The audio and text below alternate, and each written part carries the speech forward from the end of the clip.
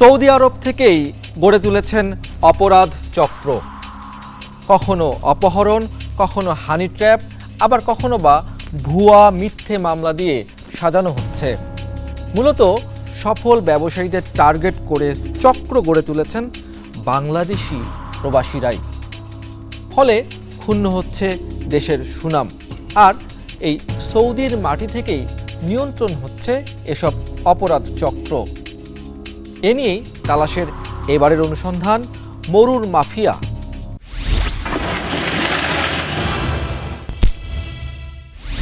ভাগ্য উন্নয়নে পাড়ি জমিয়েছিলেন সৌদি আরবে, কিন্তু ভাগ্যের কি নির্মম পরিহাস, ফিরতে হচ্ছে লাশ হয়ে, এবং সেটিও হচ্ছে বাংলাদেশিদের দ্বারাই। প্রবাসীরাই প্রবাসীদের জন্য এক ধরনের আতঙ্ক। লক্ষ্মীপুরের মহসিন কবির 2024 সালে উন্নত জীবনের আশায় পাড়ি জমান মধ্যপ্রাচ্যের দেশ সৌদি আরবে। 1 বছরের মাথায় 2025 সালের আগস্টে লাশ হয়ে ফিরতে হয় তাকে। কিন্তু এমন কি ঘটে গেল মহসিনের জীবনে, সেই তথ্য জানতে তালাশ টিম হাজির হয় লক্ষ্মীপুর সদর থানার মতলবপুর গ্রামে। বাড়ির পাশেই চিরনিদ্রায় শুয়ে আছেন মহসিন। পরিবারের অভিযোগ, 2024 সালে একই জেলার মোরশেদের মাধ্যমে সৌদি আরবে পাড়ি জমান মহসিন কবির। সেখানে যাওয়ার পরই ঘটে বিপত্তি। মাত্র 7 মাস কাজ করার পর মহসিন জেনে যায় মোরশেদের অপকর্মের নানান তথ্য। এরপরই মহসিনের জীবনে নেমে আসে এক কালো অন্ধকার।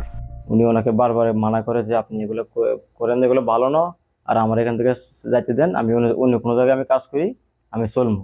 তারপরে ওনার উপরে একটা মিথ্যা অপবাদ দেয় 16,000 রিয়ালে। পরিবারের দাবি, এই অপহরণের সাথে জড়িত মোরশেদ ও তার অনুসারী গোলাম সারোয়ার আপেল সহ বেশ কয়েকজন। ঘটনার পর সৌদি আরবেও মামলা হয়, আটক হয় মোরশেদ, কিন্তু সেখান থেকেও কৌশলে ছাড়া পেয়ে যান তিনি। মোরশেদের সাথে যাদের সংশ্লিষ্ট রয়েছে, আপেল, সুলতান, আবদুল্লাহ, জয়সহ আরো অন্যান্য লোক এদের সাথে জড়িত আছে। উপায়ন্তর না পেয়ে মোরশেদকে প্রধান আসামি করে বাংলাদেশে মামলা করে তার পরিবার। আমার স্বাক্ষর জাল করে উনি লাশটা পাঠিয়ে দিচ্ছে, এখানে আমি কোনো সিগনেচার দিই নাই। শুধু মহসিনই এমন নির্মমতার শিকার হয়নি, এমন উদাহরণ আরও আছে। সৌদি আরবে বসে মাফিয়া চক্র গড়ে তুলেছেন অনেকে। খুব কাছ থেকে তাদের অপকর্ম দেখেছেন একসময়ের সৌদি প্রবাসী সাংবাদিক আবু সাইদ। তিনি জানান, গোলাম সারোয়ার আপেল আর মোরশেদ মিলে অপহরণ সিন্ডিকেট গড়ে তুলেছেন সৌদি আরবে। 17 তারিখে সে কিডন্যাপ হয়েছে। মোর্শেদ আলম কেন পুলিশকে জানালো না, এবং তার টেলিফোন ট্র্যাক করলে এবং বিভিন্ন ক্যামেরার ফুটেজ নিলেই তো সৌদি প্রশাসন তাকে জীবিত উদ্ধার করতে পারে। কে এই গোলাম সারোয়ার আপেল? কোন ক্ষমতার জোরে বিদেশে বসেই অপহরণের সাম্রাজ্য গড়ে তুলেছেন?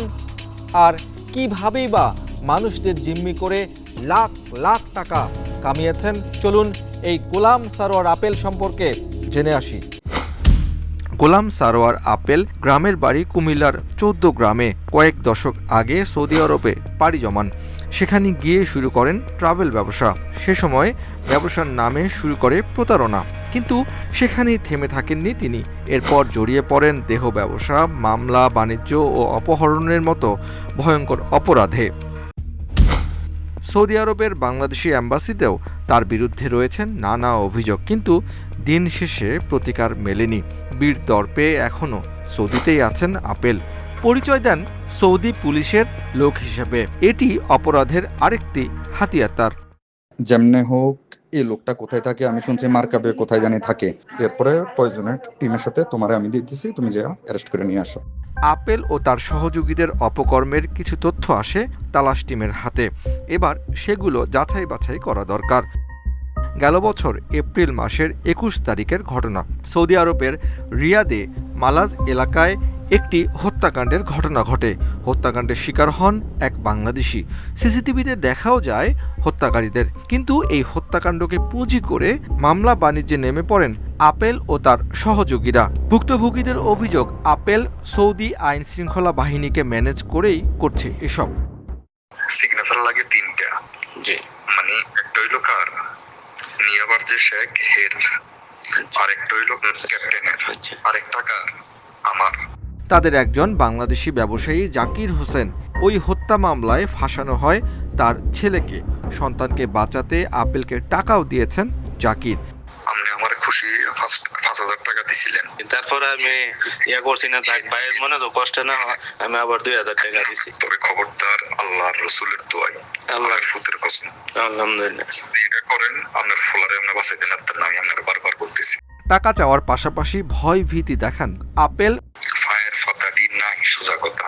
পরে লাস্টে কি করছে জানেননি, এডিট মাই সহ্য করতে না পাইরা রবারের ফাইভটারে লুকাইয়া আমি প্লাস্টিকের ফাইভটা দিছি।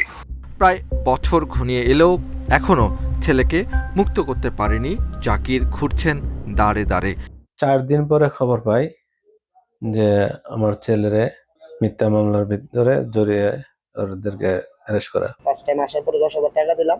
10,000 টাকা দেওয়ার পরে পরের দিন উনি আবার বলতেছে যে আপনি 10,000 টাকা দিচ্ছেন, আরো টাকা লাগবে 10,000। পরে আমরা 10,000 টাকা দিই না, ওনাকে 7,000 টাকা দিই। একই মামলায় ফাঁসানো হয় কিশোরগঞ্জের অষ্টগ্রামের সৌদি আরব প্রবাসী মোহাম্মদ বাশিদ উল্লাহকে। তার বাবার অভিযোগ, এর পেছনে কলকাঠি নেড়েছেন আপেল। মুক্তির জন্য টাকাও চেয়েছেন তিনি। আর হোটেলেতে আঙুল দিয়া এই আপেলের দরায় নিচে গা টাকা দাবি করছে আমাদের কাছ থেকে, বাংলাদেশের 5 লাখ টাকা, কিন্তু আমাদের কাছে দিব কোথায় থেকে? আমাদের কাছে এত টাকা নাই।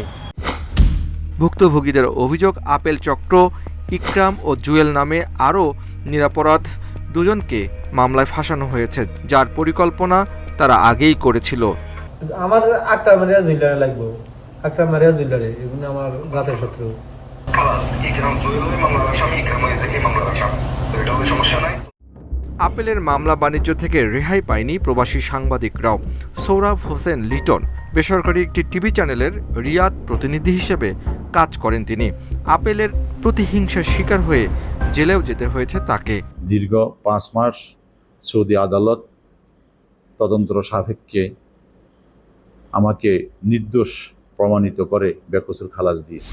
সৌদি আরবের মতো দেশেও নিরাপদ নয় বাংলাদেশিরা। দিনে দুপুরেই শিকার হচ্ছেন অপহরণের, আর সেগুলোও করছেন খোদ বাংলাদেশিরাই। সম্প্রতি সৌদি আরবের রিয়াদে কাজ দেয়ার কথা বলে 2 বাংলাদেশি প্রবাসীকে অপহরণ করে একটি সংঘবদ্ধ চক্র। পরে 40,000 রিয়ালের বিনিময়ে তাদের মুক্ত করে আনেন আত্মীয় স্বজনরা। যদিও এর আগেই মুক্তিপণ আদায় করতে তাদের উপর অত্যাচারের স্টিম রোলার চালায় অপহরণকারীরা। ব্রাহ্মণবাড়িয়া সদরের সৌদি প্রবাসী ব্যবসায়ী জুনায়েদ, গেল 10 বছরে তিনি 2 বার সৌদি আরবে অপহরণের শিকার হন। ওর নাম হলো সুমন, ও হইছে অপহরণকারীর প্রধান। ওর সহযোগী হলো রুবেল, পরে সহযোগী হলো সাদাত। মিলিতভাবে জড়িত হইয়া আমার এই স্বর্ণ অলংকার সবগুলো নিয়ে যায়। অপহরণকারীদের বিরুদ্ধে মামলা করেন তিনি। বাংলাদেশি দূতাবাসে অভিযোগ করেও কোনো প্রতিকার পাননি জুনায়েদ। 11/5/2025 ওই সময় আমাকে কিডন্যাপ করে আবার নিয়ে যায়। ওইখানে নিয়ে আমার mobile, iPhone pro max 35,000 Real নেওয়ার পর আমাকে ছাড়ে এই যে এম্বাসির মাধ্যমে, কিন্তু এম্বাসির কাছ থেকে আমি কোনো সহযোগিতা পাইনি। উল্টো এখনও তাকে দেয়া হচ্ছে হুমকি। আমি তোর ভাই মুড়ানো, তোর মুড়াবো, তোর লাগ করে যাবি। আচ্ছা তোর মুড়াবো, আচ্ছা তুই কই কথা আমি সুনামগঞ্জের সৌদি প্রবাসী জুনায়েদ আহমেদ জাবেদ নিজ চক্রের অন্য সদস্যের সঙ্গে দ্বন্দ্ব থেকে মামলা, পরে কারাজীবন শেষ করে তাকে দেশে পাঠিয়ে দেয় সৌদি পুলিশ। একসময় আপেল সিন্ডিকেটের সক্রিয় সদস্য ছিলেন এই জাবেদ। করোনার সময় কোম্পানি সবাইকে পাঠিয়ে দিয়েছিল দেশে, তখন আমি আসি নাই। আপেল আমাকে নিয়ে যায় ওর গোডাউনে, আর বলছে ভালো কাজ দেবে। ভালো কাজ না, ওদিকে ও স্যালারি দিয়ে আকাম কম করে দিচ্ছে। নারী সেন্টারে বলতেছে কাজ করবা, তোমার স্যালারি দেওয়া হবে। 100 সমস্যা নেই, টাকা যখন নাই তাহলে আমি একটু কাজ করবো। পতিতালয় থেকে মাদক ব্যবসা কিভাবেই বা করা হয় টার্গেট বা অপহরণ, সবকিছু খোলাসা করেন এই জাভেদ। বলা যেতেই পারে এই জাভেদ হচ্ছেন আপেলের অপকর্মের রাজসাক্ষী। টাকা প্রতি রাইতে হিসাব করে নিত আপেলে। টার্গেট করার পর ভালো ভালো বিজনেসম্যান যারা আছে ওরা নারী দিয়ে কথা বলাইয়া নারীর ফাঁদে ফালাইয়া নিয়ে আসবো। চারার পরও তারপর রেহাই নাই। এই যে মাদক আছে না সাবু, এই মাদক দিয়া যে পকেটে ঢুকাইয়া জেলে পাঠাই দেয়। জাভেদ কি মিথ্যা বলছেন? আপেলের সঙ্গে তার সম্পর্কের গভীরতা কেমন সেটিও যাচাই করা দরকার। যে একটা লোক যে 3 বছর আগে আপনারা কিডন্যাপ করছিল, ওরে ঢুকাইছিলেন এনে, মনে আছে নি? ওরে তো আমরা মারলাম আপনার কথায়, না মারি নাই? ওরে জিকেন, ওরে তো মারছি আমি আর বাবুই। তো বাবুর সাথে আলাপ করো, এটা তো বাবুই ভালো। বাবু কই? আপেল গংদের নিয়ে আরও অনেক তথ্য তালাশের হাতে এসেছে। নারীদের দিয়ে ব্যবসা করানো, মাদক সাপ্লাইয়ের মতো গুরুতর অপরাধ কার্যক্রম ঘটছে সৌদি আরবে। সৌদি আরবের মতো জায়গায় নিষিদ্ধ পতিতালয় ব্যবসা, অভিযোগ আছে এই ব্যবসার নিয়ন্ত্রণও করছে আপেল গংরা। তালাশের হাতে আসা কয়েকটি ভিডিও ফুটেজে ধরা পড়ে নারী সেন্টারে আপেলের সহযোগীদের কার্যক্রম। চক্রের সদস্য মুরাদের কথোপকথনেও ধরা পড়ে আপেলের অপকর্মের সত্যতা। আমি আজ তো প্রতিদিন ফোন দিই, কথা কইতো মাইয়ার লাগিয়া, মাইয়া আছে নি এই সেই আর কি। ওই কালা ফলা ঢুকছে রাস্তারা, ওই রাস্তারা আবার কাম বন্ধ করে দিছে। তার মাইয়া আছিল মানে একজন, লই গেছে 2জন। এই বিষয়ে কথা বলতে সৌদি প্রবাসী আপেলের সঙ্গে কথা বলার চেষ্টা করে টিম তালাশ। আমার বিরুদ্ধে যে আনিত অভিযোগ এটা সম্পূর্ণ বানোয়াট এবং কি মিথ্যা। উদ্দেশ্য প্রণোদিতভাবে অপরাধীরা এটা আমাকে হেয় করার জন্য এবং ওদের উদ্দেশ্য হাসিলের জন্য আমাকে জড়ানো হচ্ছে। গোলাম সারোয়ার আপেল নিজেকে নির্দোষ দাবি করলেও তথ্য প্রমাণ বলছে ভিন্ন কথা। এখানেই শেষ নয়, প্রবাস জীবনের অপরাধ সাম্রাজ্যের আরও গুরুত্বপূর্ণ তথ্য নিয়ে ফিরছি 4 মিনিট পর। প্রবাসীদের ভয়ঙ্কর অপরাধ চক্রের মধ্যে অন্যতম হচ্ছে মানব পাচার। দেশ বিদেশে এই চক্রের নেটওয়ার্ক বা র্যাকেট এতটাই শক্তিশালী যে তাদের কোনোভাবেই দমন করা যাচ্ছে না। কেউ যাচ্ছেন লোভে পড়ে, কেউ বা আবার নিজেই নিজের বিপদ ডেকে আনছেন। সুজন খান প্রেম করে সাবিনাকে বিয়ে করেন 2023 সালে। নিয়তির এমন পরিহাস, বিল্ডিং কনস্ট্রাকশনে কাজ করার সময় 3 তলা থেকে পড়ে অসুস্থ হয়ে পড়েন সুজন। সংসার চালাতে সাবিনা সিদ্ধান্ত নেন বিদেশ যাওয়ার, কিন্তু যার মাধ্যমে সাবিনাকে সৌদিতে পাঠালেন সুজন, তিনি ছিলেন পাচারকারী দলের সদস্য। আপনাদের বিনা টাকায় আমরা সৌদি আরব নিয়ে দেবো এবং কি ভালো বেতন এবং অনেক ফ্যাসিলিটি ভালো আছে। উনি একজন পুলিশের কপিল হইব। স্ত্রী বিদেশের মাটিতে পা রাখার 3 দিনের মাথায় সৌদি থেকে অপহরণকারীরা ফোন দেন। বউকে মুক্ত করতে 4.5 লাখ টাকা দাবি করে অপহরণকারীরা, অন্যথায় বিক্রি করে দেয়া হবে পতিতালয়ে। ভিডিও কলে দেখায় যে তোমার স্ত্রী এই জায়গা আছে আটক, তুমি 12,000 রিয়াল দাও, প্রায় 4.5 লাখ টাকার 4 লাখ টাকার মতো বাংলাদেশ। কোথা থেকে আসবে এতগুলো টাকা? কিভাবে দেশে ফিরিয়ে আনা যায় স্ত্রীকে? সৌদিতে কতটা নির্মম আর নিষ্ঠুরতার মধ্য দিয়ে যাচ্ছে সাবিনার জীবন, তা ভেবে পাগল প্রায় স্বামী সুজন। তাই প্রাণপ্রিয় স্ত্রীকে বাঁচাতে এক দ্বার থেকে অন্য দ্বারে ঘুরে বেড়াচ্ছেন তিনি। করেছেন মামলাও, তারপরও কিছুতেই যেন সুখ মিলছে না। অপহরণকারীরা বিভিন্ন নম্বর থেকে ভিডিও কল দেয়, লাইভে দেখানো হয় বউয়ের উপর নির্মম নির্যাতনের চিত্র। বিভিন্ন নম্বর থেকে আসে হুমকি ধামকি। যার সহায়তায় সাবিনা সৌদিতে গিয়েছে, তার বাড়িতে গিয়েও কোনো সুরাহা হয়নি। উপায়ন্তর না পেয়ে সৌদি প্রবাসী সাংবাদিক আব্দুল আলিম নিহনের কাছে সহায়তা চান সুজন, কিন্তু তার কথাবার্তায় সন্দেহ হয় নিহনকেও। তারপর আমি ওখানে নক দেই যে এরকম আমার স্ত্রী নিখোঁজ, তা আমার স্ত্রীর বিষয়ে একটু সহযোগিতা করে। তিনি বলে যে তার আশা ছাইরা দাও। আসলেই নিহন কি তার স্ত্রীর অপহরণের বিষয়ে কিছু জানতেন? আমরা কারো কথায় কোনোভাবেই প্ররোচিত হতে চাই না। চলুন নিহন সম্পর্কেও জেনে আসি। 2012 কিংবা 13 সালে সৌদিতে পাড়ি জমান চট্টগ্রামের হাটহাজারীর ছেলে আব্দুল হালিম নিহন। প্রবাসী সাংবাদিকদের হাত ধরেই চাকরি জীবন শুরু হয় তার। এরপর শুরু হয় তার অপরাধ জগতের উত্থান। আমার অফিসের একটা কর্মচারী ছিল, যার নাম আব্দুল হালিম, বাংলাভাষী ছিল। সে পরবর্তীতে আব্দুল হালিম নিহন হয়ে গেছে। অনলাইনে এখন যথেষ্ট অ্যাক্টিভিটি দিচ্ছে। তো এরা এই পাসপোর্ট জালিয়াতির সাথে তারা জড়িত। যদিও নানা অপকর্ম আর নারী কেলেঙ্কারির অভিযোগে 2017 সালে প্রবাসী সাংবাদিক ফোরাম থেকে বহিষ্কৃত করা হয় তাকে। করোনাকালীন সময়ে সামাজিক যোগাযোগ মাধ্যমে শুরু করেন অনলাইন অ্যাক্টিভিজম। প্রবাসীদের নিয়ে গড়ে তোলেন প্রবাসী পেশাজীবী সমবায় সমিতি। এ সময় 450 প্রবাসীদের কাছ থেকে বিপুল অঙ্কের টাকা হাতিয়ে নেয়ার অভিযোগ রয়েছে। যেহেতু আমি বিজনেসে করতেছি, তখন আমাকে বলছে আপনার বাংলার হয়তো বা 40-50 লাখ 60-70 লাখ টাকা হলেও আপনাকে আমরা দিতে পারবো, যেহেতু আপনি একটা অবস্থানে আছেন। তো এখন বুঝতেছি যে মানে পুরোটাই দেখতেছি যে দেশের মধ্যে কোনো অস্তিত্ব নাই, ওর বাড়িতেও কোনো অস্তিত্ব নাই। যখন ওই কিস্তির মেয়াদ শেষ হয়ে আসে, যখন ওই ইনভেস্টমেন্টের মেয়াদও শেষ হয়ে আসে, উনি কারোর সাথে আর রেসপন্স করে না, তখনই বলে ও হুমকি দামকি দেয়। নিহনের প্রতারণা নিয়ে কাজ করছে তালাশ, এমন খবরে অনলাইন ও অফলাইনে কয়েকশো প্রবাসীর অভিযোগ সহ তথ্য প্রমাণ হাজির হয় তালাশ টিমের কাছে। এই তো দেখি কেঁচো খুঁজতে গিয়ে সাপ বেরিয়ে আসার গল্প। তবে আমার বর্তমানেও আছে ওর কাছে 25,000 রিয়াল প্লাস। আমি ওদের কাছ থেকে প্রতারিত হয়েছি, ওর কাছ থেকে প্রতারিত হয়েছি। আমাদেরকে বলছে পানি কোম্পানি নামে আমরা ইনভেস্ট করেছি টাকা, রেন্ট কারের নামে আমরা ইনভেস্ট করেছি টাকা, প্লাস আমরা রিয়েল এস্টেট এর নামে আমরা প্রতারিত হয়েছি টাকা। আজও পর্যন্ত 4 বছর হয়ে গেছে, আমরা প্রবাসী টাকা আজও পর্যন্ত আমরা ফেরত পাই নাই। রেন্ট টেকার, সিএনজি গ্রাম, প্লট, মৎস্য প্রজেক্ট, পানি ব্যবসার নামে নিঃস্ব করা হয়েছে প্রবাসীদের। দেশে এসে এসব ব্যবসার কোনো অস্তিত্বই খুঁজে না পেয়ে নিহনের বিরুদ্ধে বিভিন্ন থানায় সাধারণ ডায়েরি করেন ভুক্তভোগীরা। প্রবাসী কল্যাণ মন্ত্রণালয় সহ প্রশাসনের বিভিন্ন জায়গায় নানা অভিযোগ দেওয়ার পরও ধরাছোঁয়ার বাইরেই রয়েছে নিহন। টাকা ফেরত পেতে প্রবাসীদের চেষ্টার কোনো শেষ নেই। ভুক্তভোগীরা বলছেন শুরুর দিকে টাকা ফেরত দেবার আশ্বাস দেয়া হলেও এখন আর কোনো যোগাযোগই রাখছে না নিহন। অনুসন্ধানের শুরুতে আপেলের সঙ্গে কাজ করা চক্রের এক সদস্যের সঙ্গে পরিচয় করে দিয়েছিলাম আপনাদের। নিহন সম্পর্কে তার বক্তব্যে সবকিছুই পরিষ্কার। একটা লোক মানে কিডন্যাপ হইবার আগে কত লাখ টাকা নিছে এটা পর্যন্ত নিয়নে আগে পায়, মানে ওরা দুইজনে কন্ট্যাক্ট হয়ে যায় যে ওই লোকগুলো ছবি ছাড়বি, ওই লোকটা আমার কাছে আসবে, আসার পরে টাকা দিবি, তুই নিবি অর্ধেক আমি অর্ধেক, এবার তাদের কন্ট্যাক্ট হয়ে গেছে।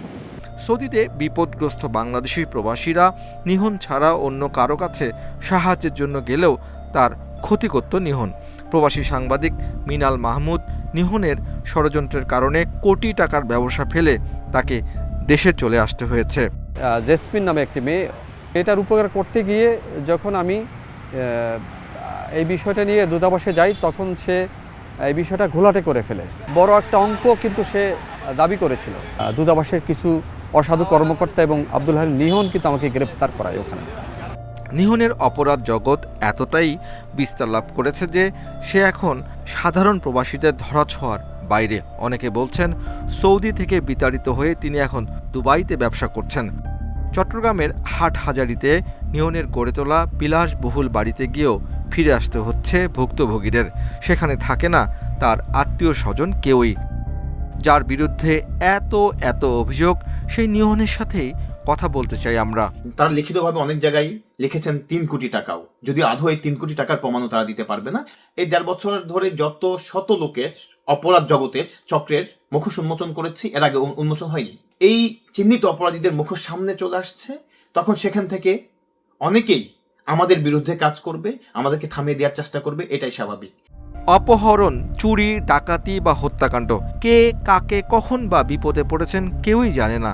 সৌদি আরবে প্রবাসীদের মধ্যে এমন পরিস্থিতিতে উদ্বিগ্ন সাধারণ প্রবাসীরা।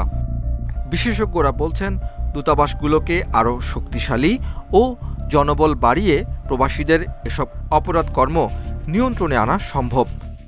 যেসব দেশে বাংলাদেশিরা বেশি যায়, বিশেষ করে শ্রম অভিবাসী যারা, সেখানে আমাদের দূতাবাসের শক্তিশালী করা দরকার, এই অর্থে যে সেখানে আমাদের কর্মকর্তা বৃদ্ধি করা দরকার এবং কিছুটা হচ্ছে যে একটু প্রশিক্ষিত কর্মকর্তা, মানে এখানে শুধুমাত্র আমলাতান্ত্রিক বা আমি যদি বলি যে ফরেন সার্ভিসে অভ্যস্ত সেরকম শুধু না, যারা কিছুটা এই মাইগ্রেশনের বিষয়টা বোঝে, অথবা তাদেরকে যদি প্রশিক্ষণটা দেওয়া হয় এবং বেসিক যে প্রয়োজনগুলো হতে পারে একজন প্রবাসী বাংলাদেশির, তো সেই জায়গাটাকে নিশ্চিত করা দরকার আমাদের দূতাবাসের মাধ্যমে। মানব পাচার ঠেকাতে প্রশাসনের পাশাপাশি নাগরিকদের সচেতন হতে হবে বলছেন বাংলাদেশ পুলিশের এই ঊর্ধ্বতন কর্মকর্তা। নির্দিষ্ট কিছু এজেন্সি, নির্দিষ্ট কিছু দালাল আমাদের এই সেক্টরে কাজ করছে। আইডেন্টিফিকেশন ফ্রডিং, আমাদের ভিসা ফ্রডিং, পাসপোর্ট ফ্রডিং, এই ঘটনাগুলির সাথে যারা জড়িত থাকে, যে চক্রগুলি জড়িত, প্রতিনিয়ত আমরা তাদের বিরুদ্ধে কাজ করে যাচ্ছি। বাংলাদেশি প্রবাসীরাই যখন তাদের নিজ দেশের প্রবাসীদের দ্বারা নির্যাতিত, তখন তারা কোথায় বা নিরাপদ? নামে মাত্র দূতাবাস থাকলেও বিপদে তেমন একটা সাড়া মেলে না। দেশের অর্থনীতির চাকা সচল করার যে দায়িত্ব প্রবাসীরা কাঁধে নেয়, তাদের নিরাপত্তা দেওয়ার দায়িত্ব কি সরকারের উচিত নয়? এমন প্রশ্ন রেখে আজ বিদায় নিতে হচ্ছে। আজ বিদায় নিল, ফিরছি আগামী পর্বে নতুন কোনো তালাশ নিয়ে, সন্দেহ ভেদ করে সত্য নিয়ে আপনাদের কাছে। সে পর্যন্ত আপনিও জারি রাখুন অনুসন্ধান। মনে সন্দেহ জাগায় এমন কিছু দেখলে তালাশ করুন, ভেঙে ফেলুন দৃষ্টির সীমানা। তালাশ টিম থাকবে আপনার সাথে।